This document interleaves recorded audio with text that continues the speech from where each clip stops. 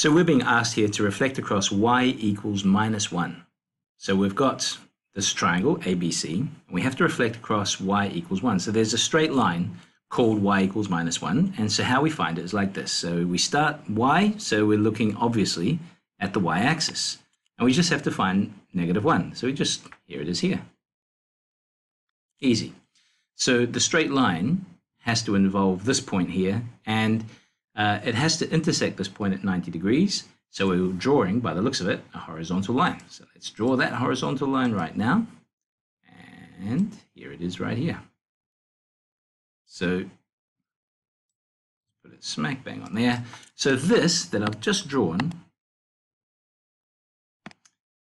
this is the line y equals -1. So that's going to be our line of reflection. So from now on, you can ignore the y-axis, you can ignore the x-axis. We're only interested in the line y equals -1 for solving this problem.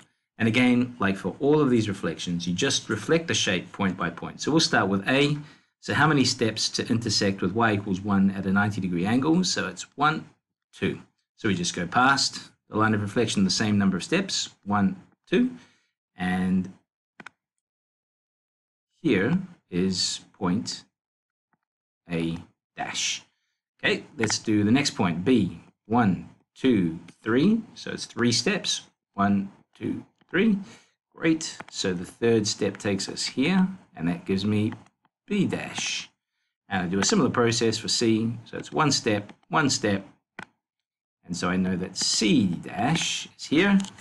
Once I finish that, I just need to draw the shape. So grab my ruler and draw the shape as carefully as I can.